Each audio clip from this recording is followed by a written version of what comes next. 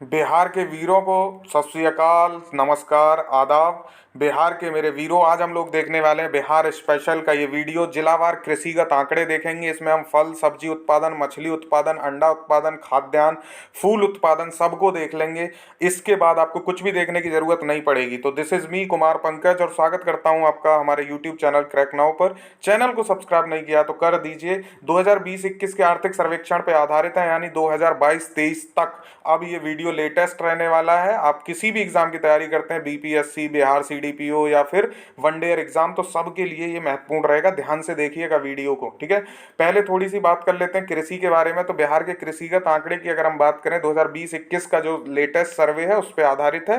तो 2022-23 तक अब ये रहने वाला है, ठीक है। 2012 से 5 कृषि कर्मण पुरस्कार बिहार को मिल चुके हैं। 2012 से 2021 तक 5 साल कृषि कर्मण पुरस्कार जीत चुका है अब तक 5 बार बिहार सरकार। तो ये पिछली बार बीपीएससी 66 में क्वेश्चन भी पूछा गया था कृषि कर्मण पुरस्कार से। तो ये कुल खाद्यान्न उत्पादन के लिए दिया जाता है कृषि कर्मण पुरस्कार। जैसे पिछली बार जो दिया गया था कुल खाद्यान्न उत्पादन के लिए, गेहूं और चावल की खेती के लिए दिया गया था बिहार के लिए। तो 5 बार कृषि कर्मण पुरस्कार अब तक दिया जा चुका है बिहार सरकार के लिए, ठीक है। ध्यान रखना है, अब तक 5 बार। अगर हम पिछले 5 वर्षों की बात करें तो विगत 5 वर्षों में प्राथमिक क्षेत्र में 2.1 की जो है आर्थिक वृद्धि हुई है, 2.1% की। तो दो प्राथमिक क्षेत्र को आपको पता होगा कौन कौन से क्षेत्र प्राथमिक क्षेत्र में आते हैं। तो जिसमें आपका मुर्गी पालन, कुक्कुट पालन, या फिर आपका जो कृषि और संबद्ध क्षेत्र है जिसमें मत्स्य पालन भी आ जाएगा, कृषि और वानिकी, लट्ठ उत्पादन, ये सब जितने भी हैं प्राथमिक क्षेत्र में आते हैं। तो इस प्राथमिक क्षेत्र की अगर हम बात करें 2016-17 से 2020-21 तक, इसमें प्राथमिक क्षेत्र में 2.1% की आर्थिक वृद्धि दर हुई है। ये बात ध्यान रखनी है, पूछ सकता है आर्थिक वृद्धि कितनी हुई है। मैं हालांकि इकोनॉमिक सर्वे में आपको बताया था, लेकिन अब हम बिहार के कृषिगत आंकड़े देख रहे हैं तो यहाँ भी ये जानना जरूरी है। अगर हम 2019-20 में बात करें सकल शस्य क्षेत्र की, तो ये 72.9 लाख हेक्टेयर टन था। ये 2019-20 की हम बात क्यों कर रहे हैं, क्योंकि ये तभी इसका जो है आंकड़े आए थे। तो उस वो लेटेस्ट हो जाएगा सकल शस्य क्षेत्र का, क्योंकि 2020-21 में फिर खेती का हम आंकड़ा देख पाएंगे, क्योंकि ये सकल शस्य कितने क्षेत्रों में बुवाई हुई ये उसकी बात हो रही है। तो 72.97 लाख हेक्टेयर क्षेत्रफल में कुल फसल बोई गई थी। अगर हम फसल सघनता की बात करें तो 144% रही फसल सघनता 2020-21 में, ठीक है। ये बात ध्यान रखिएगा, बड़े इंपॉर्टेंट पॉइंट है जिस पे मैं बात कर रहा हूँ। कृषि से क्वेश्चन ऐसे पॉइंट बनेंगे, ठीक है। अगर 2018-19 का सकल खाद्यान्न उत्पादन की हम बात करें तो 16.31 लाख टन था, जो 2020-21 में बढ़ के 17.95 लाख टन हो गया, 17.95 लाख टन हो गया। तो इसमें कितने की वृद्धि हुई है? 4.9% की इसमें वृद्धि हुई है। ये ध्यान रखिएगा, कितने की वृद्धि हुई है? 4.9% की वृद्धि हुई है लास्ट साल की तुलना में, यानी लास्ट ईयर के कंपैरिजन में 4.9% की ग्रोथ हुई है, ठीक है। खाद्यान्न उत्पादन में, कुल खाद्यान्न उत्पादन से क्वेश्चन आता है तो ध्यान रखिएगा कितना कुल खाद्यान्न उत्पादन? 17.95 लाख टन, ठीक है। 17.95 लाख टन कुल खाद्यान्न उत्पादन है। पिछले साल की तुलना में इसमें कितनी वृद्धि हुई है? 4.9% की, 4.9% की इसमें कुल वृद्धि हुई है, ठीक है। अच्छा, एक ऐप, ये क्वेश्चन मैंने अभी पूछा था, बेहान ऐप, और आप में से 40% लोग इसका जवाब नहीं दे पाए थे। मैंने पूछा था बेहान ऐप किस क्षेत्र से संबंधित है, तो ये कृषि क्षेत्र से संबंधित है और डिजिटल उपयोगों को एक जगह समेकित करता है। जितने भी कृषि क्षेत्र के डिजिटल उपयोग हो सकते हैं, यानी कि कृषि और उससे संबद्ध क्षेत्र से जो भी जानकारी है उसको एक जगह समेकित करने का काम करता है बेहान ऐप। इसका नाम ध्यान रखिएगा, इम्पोर्टेंट ऐप है कृषि क्षेत्र के लिए, ठीक है, बेहान ऐप। गत 5 वर्षों में अगर हम पशुधन की बात करें कि पशुधन में कितनी वृद्धि हुई है, तो 10% की वृद्धि हुई है पशुधन में। इसको हम अभी देखेंगे आगे। मत्स्य पालन में हुई है 7% की वृद्धि, गत 5 वर्षों की बात अगर हम करें तो। पशुधन में 10% और मत्स्य पालन में 7% की वृद्धि हुई है। ये दोनों बात आप याद रखिएगा। अगर हम कुल फूल उत्पादन देखें कि कितना है कुल फूल उत्पादन 2020-21 में, तो 11.14 लाख टन कुल फूल उत्पादन है। ये ध्यान रखिएगा, बड़ा इंपॉर्टेंट हो जाते हैं ये क्वेश्चन, इनसे सीधे सीधे पूछ लिया जाता है बिहार में, ठीक है। बिहार में कुल फूल उत्पादन, कुल अंडे उत्पादन भी पूछ सकता है। तो कुल अंडे उत्पादन कितना? 301.32 करोड़ अंडे उत्पादित हुए 2020-21 में, ठीक है। ये ध्यान रखना है, पूरा पूरा आंकड़ा पूछ सकता है, बिहार में पूछ लेता है आंकड़े। तो 301.32 करोड़ आपको टोटल अंडों का काउंट याद रखना है जो उत्पादित किए गए हैं पिछले सन में मुर्गियों द्वारा, ठीक है, 2020-21। दूध उत्पादन 115.01 लाख टन हुआ है 2020-21 के लिए। कितना हुआ है दूध उत्पादन? 115.01 लाख टन, ये याद रखना है आपको। पहले की अगर हम बात करें तो पहले ये 87.10 लाख टन था, यानी 2019-20 में कितना था? 87.10 लाख टन। और अब कितना हो गया 20-21 में? 115.01 लाख टन दूध उत्पादन की यहाँ पे बात हो रही है। तो वृद्धि कितने की हुई है? 7.1% की वृद्धि हुई है। मैं पिछला और अब का क्यों बताता हूँ, क्योंकि भाई पूछ सकता है, पिछली साल का पूछ लिया या पूछ लिया कितनी वृद्धि हुई है, तो आपको लास्ट ईयर का डेटा थोड़ा बहुत पता होना चाहिए जिसका इंपॉर्टेंट है। जैसे मैंने दूध उत्पादन का बताया, कुल खाद्यान्न उत्पादन का बताया, तो इसका हो सकता है पुराना वाला भी पूछ ले, इसलिए मैं पुराना वाला भी कवर करा रहा हूँ, ठीक है। तो ये बात ध्यान रखनी है। अगर हम कुल दूध उत्पादन की बात करें तो इसमें दूध उत्पादन में जो हिस्सा है वो 62% गायों का हिस्सा है। यानी बिहार में दूध उत्पादन में गाय का प्रतिशत कितना है? 62%। जो 115.01 लाख टन है, इसका 62% सिर्फ गायों से प्राप्त होता है, फिर भैंस से होता है, और थर्ड नंबर पे बकरी आती है। वो मैंने लिखा नहीं है कि इतना डिटेल में नहीं जाएगा, बस आपको पता होना चाहिए कि पहले पे गाय आता है, क्योंकि मोस्ट प्रॉब्ली लोग भैंस लगा सकते हैं क्योंकि भैंस ज़्यादा दूध देती है, ऐसा एक लोगों में अवधारणा बनी हुई है। तो दूध उत्पादन में सबसे ज़्यादा हिस्सा गाय का है, 62% फिर भैंस है, फिर उसके बाद बकरी है बिहार में, ठीक है। चलिए अब हम जिलेवार आंकड़ों पे आते हैं। पहले देख लेते हैं थोड़ा सा निवल बुवाई क्षेत्र कितना है 2019-20 का जो था। तो निवल बुवाई क्षेत्र में बक्सर का 85.1% था, दूसरे नंबर पे भोजपुर था।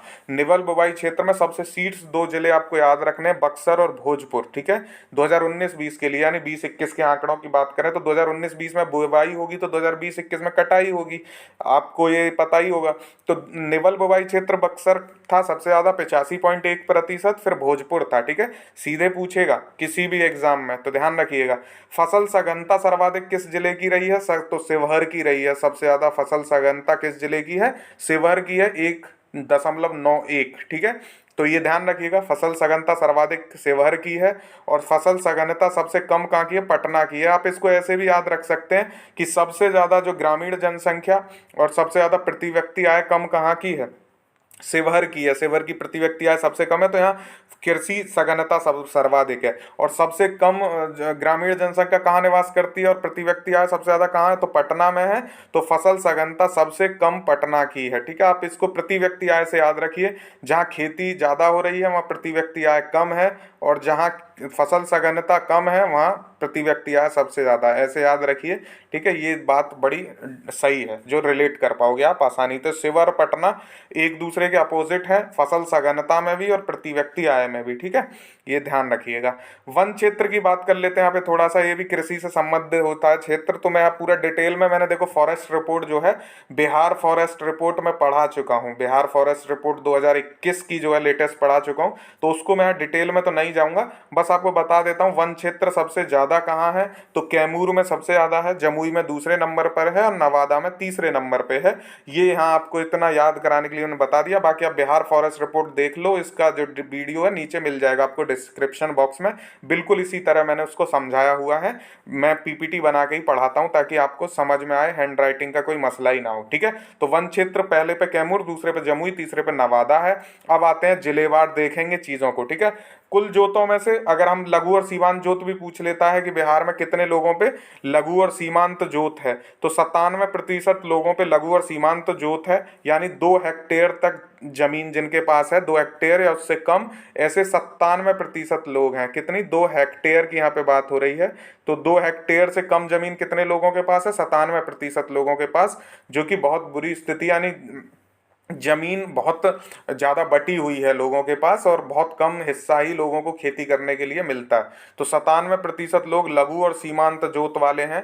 जबकि अगर भारत में हम लघु और सीमांत जोत वाले किसानों को देखें तो 86.1% है। तो बिहार को आप देख सकते हैं, सिर्फ 3% लोग ऐसे हैं जिन पे 2 हेक्टेयर से ज़्यादा जमीन है बिहार राज्य में, ठीक है। तो ये बात भी आपको याद रखनी है, लघु और सीमांत जोत का भी महत्वपूर्ण होता है, ये बनता है क्वेश्चन, ठीक है।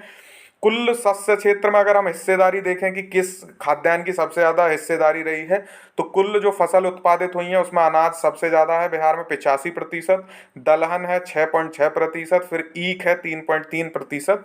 ये याद रखिएगा, ठीक है। कौन सी चीज कहाँ होती है, कौन से जिले में सबसे ज्यादा, वो हम देखने वाले हैं। लेकिन पहले मेरा मानना था कि आपको इतना डिटेल पता होनी है, क्योंकि ये इंपॉर्टेंट है, ठीक है। कुल शस्य क्षेत्र में अनाज की हिस्सेदारी सबसे ज्यादा है। अनाज में आपका गेहूं चावल सब आ जाएगा। तो फिर दलहन में दालें आ जाएंगी। फिर ईख है, तो ईख आप जानते ही हो गन्ने को बोलते हैं। ये चलिए, सकल खाद्यान्न उत्पादन तो कितना बताया था मैंने अभी आपको, 17.95 लाख टन बताया सकल खाद्यान्न उत्पादन, जिसमें मैंने ग्रोथ बताई थी पिछले साल की तुलना में 4.9% की ग्रोथ है। ऑलमोस्ट आप 5% कह सकते हैं पिछले साल की तुलना में। सकल खाद्यान्न उत्पादन 2020-21 में 17.95 लाख टन रहा। अब देख लेते हैं चावल, जो कि खरीफ की फसल है। ये आप ध्यान रखिएगा, ऐसे क्वेश्चन भी बनते हैं बिहार में कि चावल कौन सी सीजन की फसल है, गेहूं किसकी है, सरसों किसकी है। तो ये पता होना चाहिए खरीफ और रबी की फसलों के नाम आपको। अगर आप चाहेंगे तो मैं वीडियो बना दूंगा, हालांकि मुझे उम्मीद है आपको पता होगा, फिर भी मैंने लिख दिया है ये इसलिए कि आपको याद रहे कि ऐसे ये पढ़ना है आपको। तो चावल जो कि खरीफ की फसल है, इसकी अगर हम बात करें तो सबसे ज्यादा उत्पादन कहाँ होता है चावल का, रोहतास में होता है, ठीक है। ऐसे पूछेगा आपसे कि चावल का उत्पादन बिहार के किस जिले में होता है, तो रोहतास में सबसे ज्यादा उत्पादन होता है चावल का। फिर औरंगाबाद है दूसरे नंबर पे, पश्चिमी चंपारण है तीसरे नंबर पे। अगर आपको तीन नहीं याद रहे तो एक तो याद रखना है, महत्वपूर्ण है, चावल का रोहतास, ठीक है। चावल रोहतास, तो ऐसे याद रख सकते हैं, रोहन जो है चावल खाता है, ठीक है। ऐसे आप ट्रिक याद रखेंगे, रोहन चावल खाता है। गेहूं, ठीक है, गेहूं और बेगू। बेगू देखो, बेगू गेहूं बेगू, गेहूं बेगू एक ही जैसा लग रहा है ना। तो गेहूं जो है वो बेगूसराय में है, रबी की फसल है गेहूं। और सबसे ज्यादा उत्पादन गेहूं का कहाँ पे होता है, बेगूसराय में होता है। फिर उसके बाद सारण में होता है, उसके बाद रोहतास में होता है, ठीक है। ये ध्यान रखिएगा, पहला एक तो याद ही होना चाहिए। चावल का मैंने बता दिया, रोहन चावल खाता है। अभी मुझे लगता है आप इसको नहीं भूलेंगे। गेहूं बेगू, गेहूं बेगू, गेहूं बेगू, ऐसे करके आप याद रख सकते हैं। गेहूं बेगूसराय में सबसे ज्यादा है। उसके बाद मक्का पे आते हैं, तो मक्का कटिहार में सबसे ज्यादा होती है, ठीक है। मक्का कहाँ सबसे ज्यादा होती है, कटिहार में। दूसरे नंबर पे पूर्णिया, तीसरे नंबर पे बेगूसराय, ठीक है। मक्का का याद रखना है, कटिहार पूर्णिया बेगूसराय।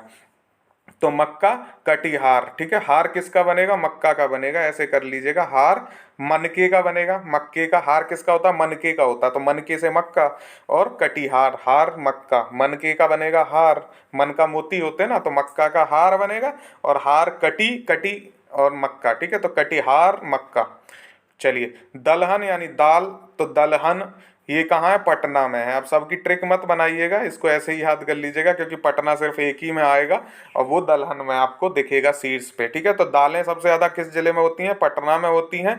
उसके बाद फिर आपका नालंदा और औरंगाबाद है। पहला याद करना बड़ा आसान होता है, पहला याद कर लेंगे तो मोस्ट प्रॉब्ली 60% चांसेस हो जाते हैं कि क्वेश्चन सॉल्व हो ही जाएगा, ठीक है। दलहन में पटना आपको याद रखना है। चलिए आगे देखते हैं, ईख। तो ईख पश्चिमी चंपारण वाले हिस्से में होती है, इसको आप आसानी से याद कर पाएंगे, मिट्टी के हिसाब से ईख होती है। और पश्चिमी चंपारण वाला जो है वो पिडमोंट मिट्टी वहाँ पे मिलती है, शिवालिक श्रेणी का नीचे वाला हिस्सा है। तो पश्चिमी चंपारण, और देख फिर गोपालगंज देखेंगे, पूर्वी चंपारण देखेंगे। तो ये आप इस तरह अगर बिहार को यूं समझने लगे, मैं यूं देखिए बड़ा गंदा सा मैप बना रहा हूँ, और ये गंगा का मैदान, ये वाला जो हिस्सा है, ये यहीं आपको पश्चिमी चंपारण मिलेगा, यहीं आपको पूर्वी चंपारण, पश्चिमी चंपारण, गोपालगंज। तो इसी हिस्से में ईख हो रही है। और यहाँ पे ईख को आप देख पाएंगे, पश्चिमी चंपारण में ईख सबसे ज्यादा है, ठीक है। ये आप ध्यान रखिएगा। अब आते हैं हम अपना कुल फल उत्पादन पे। सब्जी उत्पादन आपने जो खाद्यान्न उत्पादन देख लिया है, तो कुल फल उत्पादन अब देख लेते हैं। फल उत्पादन कितना है, 50.02 लाख टन हुआ है 2020-21 में। अब इसमें अमाउंट तो याद रखना ही है, 50.02 लाख टन। अब आपको क्षेत्र भी याद रखने पड़ेंगे, जिले भी याद रखने पड़ेंगे। तो अमरूद किस जिले में सबसे ज्यादा होता है, नालंदा में, ठीक है। अमरूद कहाँ होता है, नालंदा में अमरूद होता है, ध्यान रखिएगा, इंपॉर्टेंट है, अमरूद नालंदा। फिर उसके बाद मुजफ्फरपुर है, रोहतास है, ठीक है। ये ध्यान रखिएगा, अमरूद नालंदा जरूर याद रखना है, ठीक है। फिर उसके बाद आम आता है, तो आम दरभंगा में सबसे ज़्यादा होता है, पूर्वी चंपारण और मुजफ्फरपुर में, ठीक है। आम सबसे ज़्यादा कहाँ होता है? दरभंगा में होता है, आम दरभंगा, ठीक है।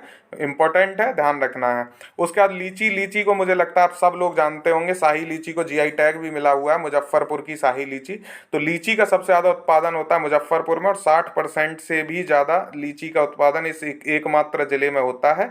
तो इसमें दूसरे जिले की ज़रूरत ही नहीं है, और डाटा में दिया भी नहीं हुआ था, सिर्फ मुजफ्फरपुर ही दिया हुआ था। तो लीची का आपको सिर्फ एक जिला याद रखना, और ये तो याद ही है आपको, तो इसमें कंफ्यूज भी नहीं होंगे, मुजफ्फरपुर शाही लीची का इसका जीआई टैग है। सब्जी उत्पादन पे हम आते हैं। सब्जी उत्पादन कितना हुआ है? 179.058 टन हुआ है, ये आपको याद रखना है। ये लाख टन में है, ये ध्यान रखिएगा। 0.58 नहीं है, 179.05 लाख टन है, ठीक है। 8 लाख की जगह 8 हो गया है। तो सब्जी उत्पादन 179.05 लाख टन। और इसमें सबसे ज़्यादा सब्जी कौन सी है? आलू है, और फिर प्याज है। अगर आप इसको क्रम में लगाना चाहें कि कौन सी सब्जी सबसे ज़्यादा होती है, तो पहले आलू, फिर प्याज, फिर बैंगन आएगा। हालांकि आपको आलू पता होना चाहिए कि सबसे ज़्यादा आलू होता है, और आलू का जिला कौन सा है? पटना सबसे पहला जिला है जहाँ पे आलू होता है। और दाल में भी हमने देखा था पटना पहले पे था। तो ऐसे करके आप दो जिले मतलब दो चीज़ें पटना में हो गई, आलू और दाल, ठीक है। और पटना सबसे कम भी था किसी चीज़ में, तो वो भी याद रख सकते हैं, फसल सघनता में सबसे कम था। ऐसे करके जब आप अपनी चीज़ों को एक दूसरे से लिंक करके जोड़ने लगेंगे, तो आप बीपीएससी के स्टूडेंट या स्टेट पीसीएस के स्टूडेंट कहलाए जाने लगते हैं, कि चीज़ों को लिंक करके जोड़ना, पढ़ना, उनको रटना नहीं है, समझना है, ठीक है। किसी चीज़ को आपने जैसे मैंने आपको बताया, तो किसी चीज़ को आपने मैप से याद कर लिया, किसी चीज़ को आपने लॉजिक से याद कर लिया, ऐसे करेंगे तो फिर कभी नहीं भूलेंगे, ठीक है। आलू पटना, फिर नालंदा और समस्तीपुर, ठीक है। उसके बाद प्याज है। प्याज भी नालंदा में सबसे ज़्यादा होती है, पश्चिमी चंपारण, और फिर पटना आता है। तो यहाँ आपको याद रखना है, प्याज नालंदा में सबसे ज़्यादा है और आलू पटना में सबसे ज़्यादा है। इनको थोड़ा सा एक दो बार आप रिवाइज कर लेंगे, काम हो जाएगा। फिर आता है आपका गोभी। गोभी जो है सबसे ज़्यादा वैशाली में होती है, तो वैशाली को गोभी पसंद है, ऐसे करके आप इसको रिलेट कर पाएंगे। गोभी वैशाली में होती है, फिर कटिहार है, फिर नालंदा है। पहला वाला तो याद होना ही चाहिए, इंपॉर्टेंट होता है। तो गोभी, वैशाली, ठीक है, फिर कटिहार और नालंदा। उसके बाद हम कुल मत्स्य उत्पादन भी देख लेते हैं। मछली उत्पादन इंपॉर्टेंट हो जाता है। कुल मत्स्य उत्पादन मैंने देख लिया, बता ही दिया आपको, 7% की वृद्धि हुई है, ठीक है। अगर इसका आप टोटल मछलियों का देखेंगे, तो मैं आपको डिटेल में मैं नीचे कमेंट कर दूंगा, वो छूट गया पता नहीं कैसे, कि कुल मछली उत्पादन कितना हुआ, वो रह गया है इसमें। जिले यहाँ पे हैं, तो कुल मत्स्य उत्पादन में पहला जिला सबसे ज़्यादा कहाँ होता है मछली उत्पादन? मधुबनी जिले में होता है। और मधुबनी की पेंटिंग भी बड़ी फेमस है, आपको पता होगा। तो कुल मत्स्य उत्पादन सबसे ज़्यादा होता है मधुबनी में, फिर होता है दरभंगा में, उसके बाद होता है पूर्वी चंपारण में। ये 3 जिले हैं जहाँ मछली उत्पादन सबसे ज़्यादा होता है। मधुबनी आपको याद रखना है, ठीक है। मधु और मछली, ठीक है, मधु मछली, ऐसे करके आप इसको याद रख सकते हैं, ठीक है। चलिए आगे देख लेते हैं। कुछ इंपॉर्टेंट बातें हैं जो आपको पता होनी चाहिए, जो मैं ऑलरेडी बता चुका हूँ। तो देखिए, जो प्राथमिक क्षेत्र था, प्राथमिक क्षेत्र में फसल आता है, पशुधन आता है, वानिकी आता है, लट्ठ उत्पादन या काष्ठ उत्पादन आता है, मछली आती है, जल कृषि आती है। इसकी कितनी ग्रोथ हुई है? 2.1% की इसमें ग्रोथ हुई है। 5 कृषि कर्मण पुरस्कार मिले हैं। ये सारी बातें मैं आपको बता चुका हूँ। जो कुल खाद्यान्न उत्पादन है वो मैंने बता दिया, 17.95 लाख टन हो गया है, ठीक है। ये आपको याद रखना है। इतनी बातें इसमें अगर आप याद रखेंगे तो काम हो जाएगा आपका। लेकिन जो मैं आपको दिखाने वाला था, वो यहाँ ये दिखाने वाला था कि बिहार में कृषि क्षेत्र की वार्षिक वृद्धि दर आपको याद होनी चाहिए। कृषि, वन एवं मत्स्य खेत की जो वार्षिक वृद्धि दर है वो 2.1% है। अगर आप फसल की देखेंगे, तो फसल की जो है 2020-21 ये त्वरित में आप देखें, प्रतिशत में दिया है, तो -1.8 है। तो हमको प्रतिशत वाला याद रखना है। -2.7 इसमें डीग्रो हुआ है फसल की में, ठीक है। ये माइनस में गया है फसल उत्पादन। पशुधन में आप देखेंगे तो 10% की ग्रोथ हुई है। वानिकी एवं काष्ठ उत्पादन में 1.3% की ग्रोथ हुई है। मछली और जल कृषि, जिसको एक ही बात है, इसमें झींगा वींगा भी आ जाते हैं, तो वो 7% की इसमें ग्रोथ हुई है, ठीक है। तो आपको पशुधन मैंने बता दिया 10, मछली बता दिया है 7, फसल आपको माइनस में याद रखना है, -2.7। कृषि, वन और मत्स्य खेत ये मैं पहले ही बता चुका हूँ, 2.1। इतना आप याद रखेंगे ना, तो चीज़ें बड़ी आसान हो जाएंगी। हाँ, ये इम्पोर्टेंट है जीवीए में, यानी ग्रॉस वैल्यू जो एडिशन होता है बिहार में सकल राजकीय मूल्यवर्धन में, जीवीए में हिस्सेदारी भी देख लीजिए। कृषि क्षेत्र की हिस्सेदारी कितनी है? 19.0% है, ठीक है। कृषि वन और मत्स्य पालन की, अगर इसमें फसल की आप बात करेंगे अलग से तो 9.3 है। पशुधन की अगर इसमें बात करेंगे तो 6.6 है। वानिकी की बात करेंगे तो 1.5 है। मत्स्य खेत की बात करेंगे तो 1.7 है, ठीक है। तो इसको अगर आप ऐसे भी देखेंगे, 9 6 15 और 2 17, फिर इनको जोड़ेंगे तो ये मिलके 19 हो जाएगा, ठीक है। तो ये अलग अलग से दिया हुआ है, यहाँ एक में दे दिया है। तो 19% टोटल हिस्सेदारी है जीवीए में कृषि वन एवं मत्स्य पालन की। फिर इसको बाइफरगेट करके दिया हुआ है, ये आपको याद करना है तो देख लीजिएगा, इंपॉर्टेंट है, ठीक है। तो ये वीडियो आपको ध्यान बताना है कैसा लगा, कमेंट जरूर कर दीजिएगा, कम और दोस्तों के साथ शेयर जरूर करिएगा। फिर अगर ये वीडियो पर रिस्पॉन्स आपका अच्छा रहा तो मैं ऐसे ही उद्योग की वीडियो या दूसरी सब क्षेत्र की वीडियो में अलग अलग लाऊंगा, ठीक है। जो भी आप कहेंगे वो ले आऊंगा, लेकिन आप इसको जरूर शेयर करिएगा। यही कृषि क्षेत्र में सकल राज्य घरेलू उत्पाद की संरचना अगर देखें तो फसल का 48.7 है, पशुधन का 34.7 है, वानिकी और काष्ठ उत्पादन का 7.7 है, मत्स्य खेत का 8.7 है। ये मैं आपको इकोनॉमिक सर्वे में ऑलरेडी बता चुका हूँ। इकोनॉमिक सर्वे जरूर देख लो, उसका वीडियो भी नीचे डिस्क्रिप्शन बॉक्स में मिल जाएगा। आर्थिक सर्वेक्षण का 2020-21 का महत्वपूर्ण है, ठीक है। तो ये था आज का जिलावार अध्ययन। कैसा लगा वीडियो जरूर बताइएगा। आप फेसबुक पे हमसे जुड़ सकते हैं, crack now state PCS one day exams के नाम से। इंस्टा पे भी जुड़ सकते हैं, और टेलीग्राम जहाँ पे मैं मॉक क्वेश्चन डालता हूँ रोज रेगुलर, वहाँ का लिंक भी पीडीएफ नीचे मिल जाएगा डिस्क्रिप्शन में। पीडीएफ भी आपको वहीं मिलेगी टेलीग्राम पे, ठीक है। तो thank you so much for watching, have a good day, जय हिंद।